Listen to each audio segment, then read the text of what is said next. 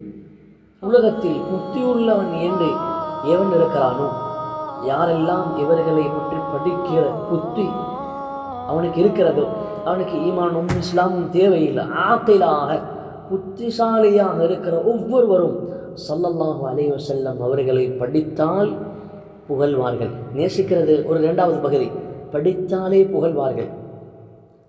த 100 என்ற ஒரு புக் இருக்கிறது, மைக்கேல் எச் ஹார்ட் உடையது.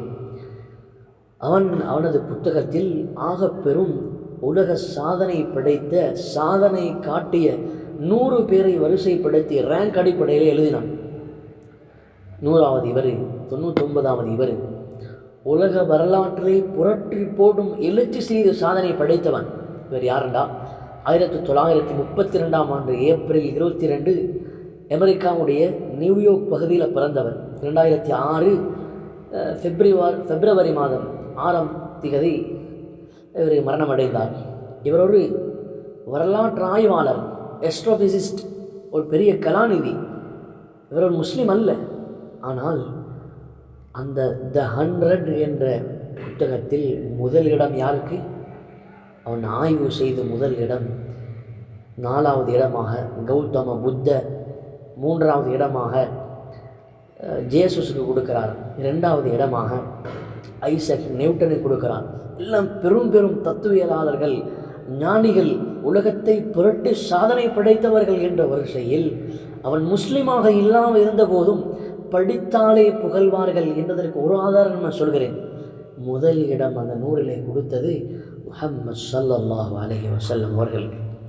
சொல்லுவதுன்றது என்னன்னா, யாரெல்லாம் படித்தார்களோ படிப்பார்களோ அத்தனை பேர்களும் ஸல்லல்லாஹு அலைஹி வஸல்லம் புகழுக்குரியவர்கள் என்று ஏற்றுக்கொண்டுதான் ஆகுவார்கள். அந்த புகழ் அந்த வார்த்தையிலேயே அடங்கியிருக்கிறது.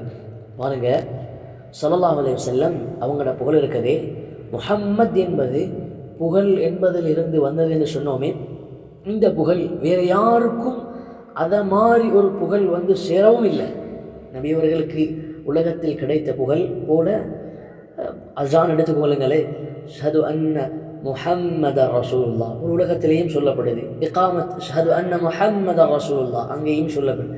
அத்தஹியாத் அல்லாஹும்ம ஸல்லி அலா முஹம்மது எல்லா இடங்களும். அன்பானவர்களே, இந்த புகழுடைய வரிசையை பாருங்க.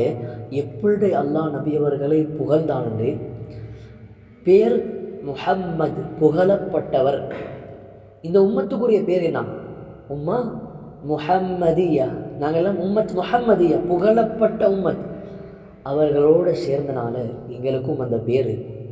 3வது, அவர்கள் இந்த உம்மத்துக்கு கொண்டு வந்த குர்ஆன் இருக்கதே, இந்த குர்ஆன் எப்படி ஆரம்பிக்குது? அல்ஹம்துலில்லாஹ். ஹம்து, நான் முன்னால் சொன்னேன், ஹம்த் என்ற புகழ். நபியுடைய பேரும் புகழ். இந்த உம்மத்துக்கு பேர் உம்மா முஹம்மதியா, புகழப்பட்ட உம்மத். குர்ஆன் ஆரம்பிக்குது அல்ஹம்து, புகழ் என்ற வார்த்தையிலிருந்து. 4வது, கியாமத்து நாளுடைய கட்டத்தில் ஸல்லல்லாஹு அலைஹி வஸல்லம் அவர்களுக்கு கொடுக்கிற கொடி இருக்கிறதே, லிவாஉல் ஹம்த், புகழுக்குரிய கொடி.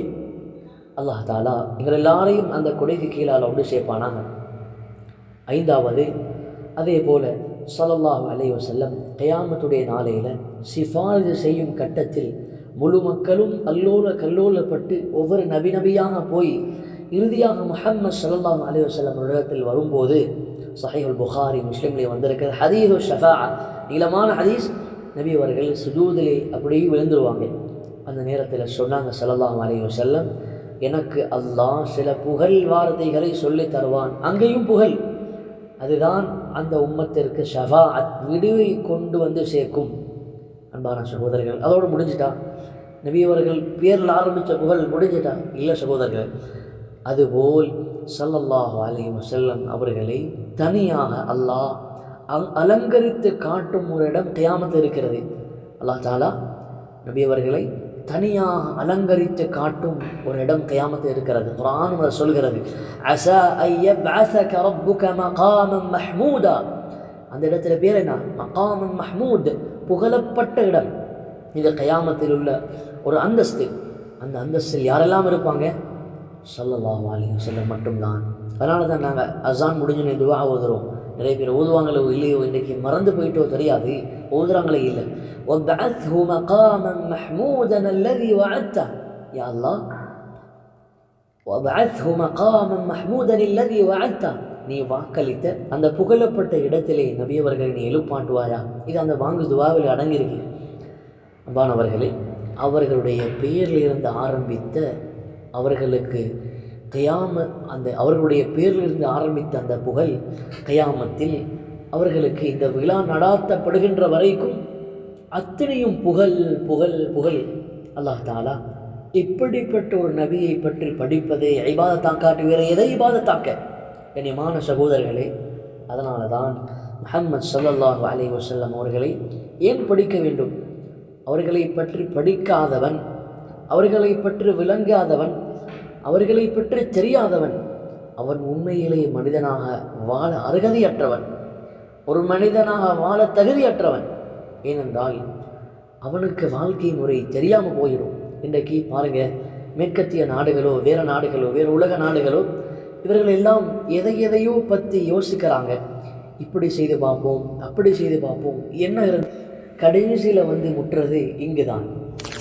நாங்கள் இதை இரண்டாவது தரமாக சொல்லலாம், செய்தவங்க எல்லாம் போய் முட்டி